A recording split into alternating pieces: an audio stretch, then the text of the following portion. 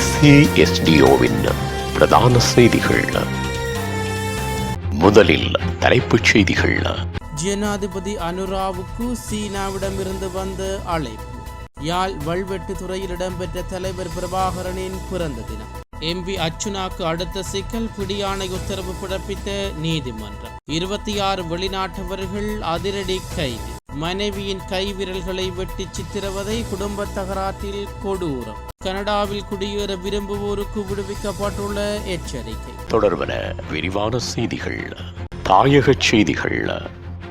சீனாவுக்கு விஜயம் செய்யுமாறு ஜனாதிபதி அன்றகுமார திசாநாயக்காவுக்கு அழைப்பு விடுக்கப்பட்டுள்ளதாக அமைச்சரவை ஊடக பேச்சாளர் கலாநிதி நலிந்த ஜெயதிச தெரிவித்துள்ளார். அதேவேளை எதிர்வரும் டிசம்பர் மாதம் 3ஆம் வாரத்தில் ஜனாதிபதி இந்தியாவிற்கு உத்தியோகபூர்வ விஜயம் மேற்கொள்ள உள்ளதாக அவர் தெரிவித்துள்ளார். எனினும் ஜனாதிபதி அனுர இந்தியா செல்லும் திகதிகள் இன்னும் தீர்மானிக்கப்படவில்லை என நலிந்த ஜெயதிச தெரிவித்துள்ளார். இந்நிலையில் இலங்கையில் உள்ள சீன தூதரகத்தில் இருந்து அவருக்கு சீனாக்கு வருமாறு அழைப்பு வந்துள்ளதாக அமைச்சரவை ஊடக பேச்சாளர் மேலும் தெரிவித்துள்ளார்.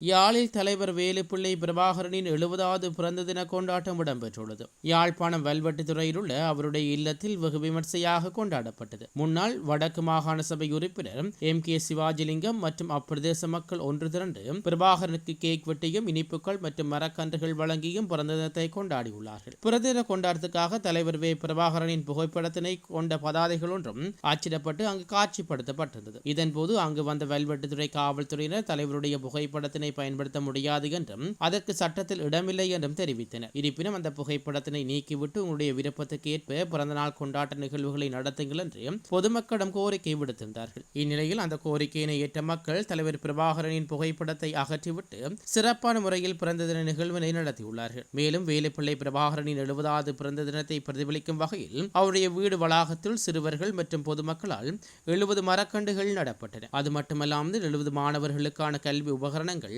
மற்றும் 70 தென்னை மரக்கன்றுகள் என்பனவும் வழங்கி வைக்கப்பட்டமை குறிப்பிடத்தக்கது.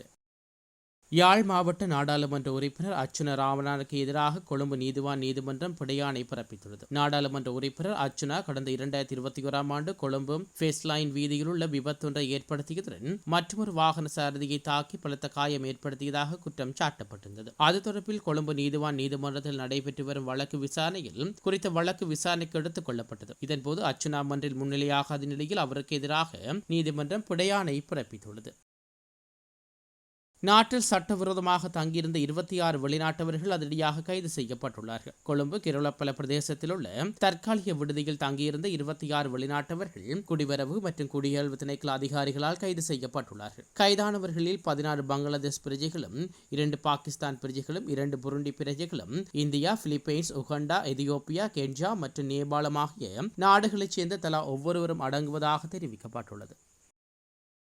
குடும்ப தகராற்றில் தனது மனைவியின் கைவிரல்களை வெட்டியெடுத்து சித்திரவதை செய்ததாக கூறப்படும் கணவன் கைது செய்யப்பட்டுள்ளதாக கந்தகெட்டிய போலீசார் தெரிவித்துள்ளனர். சம்பவத்தில் பதுளை மீக கிவுல பிரதேசத்தில் வசிக்கும் 32 வயதுடைய மனைவியே காயமடைந்துள்ளார். குடும்ப தகராற்று காரணமாகவே கோபமடைந்த கணவன் தனது மனைவியின் கைவிரல்களை வெட்டியெடுத்து முகம் மற்றும் கழுத்து பகுதியை கூறிய ஆயத்தால் தாக்கி காயப்படுத்தியுள்ளதாக போலீசார் தெரிவித்துள்ளனர். காயமடைந்த மனைவி மீக கிவுல வைத்தியசாலையில் அனுமதிக்கப்பட்ட பின்னர் மேலதிக சிகிச்சைக்காக பதுளை போதனா வைத்தியசாலை மாற்றப்பட்டுள்ளதாக போலீசார் மேலும் தெரிவித்துள்ளார்கள். சம்பவம் தொடர்பில் சந்தேக நபரான கணவன் கைது செய்யப்பட்டுள்ள நிலையில் மேலதிக விசாரணைகளை கந்தகெட்டிய போலீசார் மேற்கொண்டு வருகின்றனர்.